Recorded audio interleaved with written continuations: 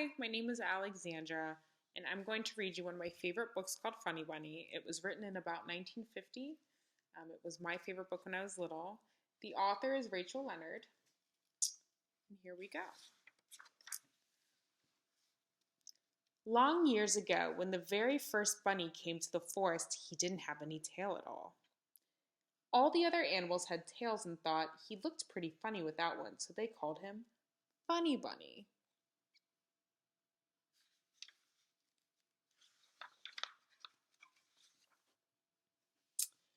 Squirrel said, "You're just not finished till you have a tail, that's all." And he stuck his nose in the air, twirled his elegant tail in an elegant fashion, and scampered away. Funny Bunny hopped over to the big rock by the brook. He backed up to the edge of the rock.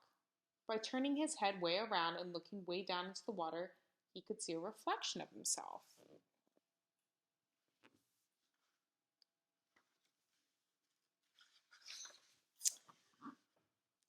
"I guess I would look better with a tail," Funny Bunny said aloud, still watching his picture wavering in the blue-green water. "You certainly would," laughed Mr. Blue Jay. Funny Bunny turned around quick as a rabbit and looked up. In the old pine tree there were lots of birds. Among them was Mr. Blue Jay, preening himself and spreading out his beautiful tail feathers. You see Mr. Blue Jay?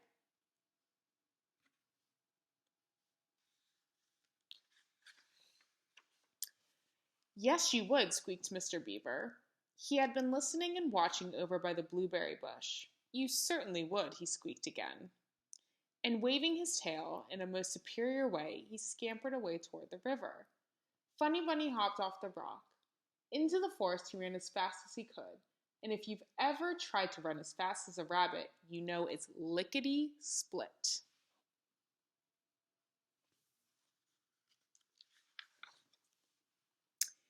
He ran by Mrs. Raccoon's house. Mrs. Raccoon was washing her little baby raccoons. Funny Bunny wiggled one ear at her in greeting, but he didn't have enough breath to say good morning, for Funny Bunny had a plan, and he was in a hurry to see if it would work. Funny Bunny kept running and running.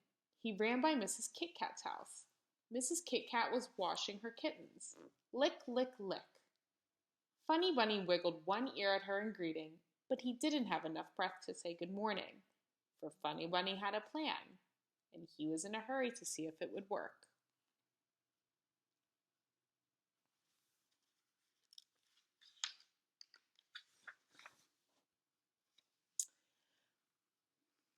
Funny Bunny kept running and running and running. Soon he saw Mr. Fox out in the sun, scrubbing his tail, his big long tail that he put in a pail, and scrubbed and scrubbed and scrubbed. He ran by Mr. Fox's den, and he wiggled one ear at him in greeting, but he didn't have enough breath to say good morning, for Funny Bunny had a plan, and he was in a hurry to see if it would work.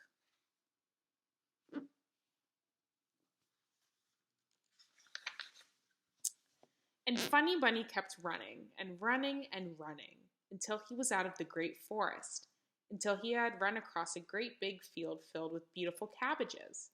Not once did he stop to take even so much as a nibble, for Funny Bunny had a plan, and he was in a hurry to see if it would work.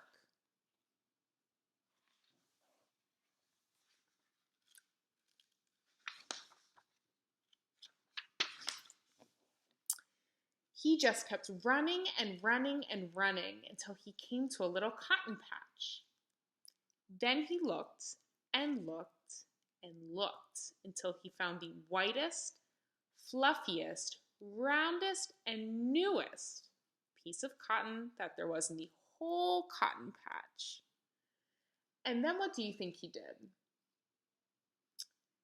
He hopped over to the piney woods that were just beyond the next hill and found some nice sticky pine pitch.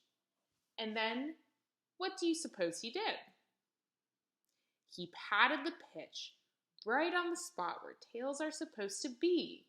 And then he patted the whitest, fluffiest, roundest, and newest piece of cotton that there was in the whole cotton patch right on the sticky pine pitch. and he sat down faster than you can say, "Funny Bunny." He sat and sat.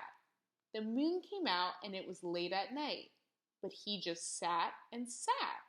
He didn't wiggle once, except his nose, and that didn't matter. And anyway, bunny noses are always wiggling.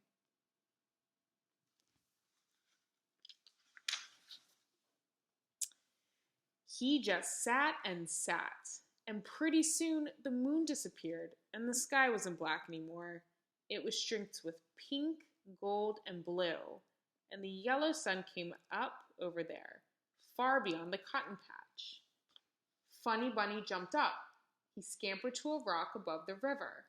He backed up to the edge of the rock, turned his head way around, and looked way down into the water. And there was his reflection. And his tail. Oh, what a beautiful tail! He wriggled with delight, and then he jumped, and he rolled over. He hopped right through a bramble bush without a bit of harm. He danced a funny bunny dance and said, "At last, I'm finished," because his funny bunny plan had worked. He took one more admiring glance at his beautiful tail down there in the water. Then he ran to the cabbage patch. There he had his breakfast. Then he ran on to a garden full of beautiful carrots where he had his lunch. Then he kept running and running and running till he got back to the forest.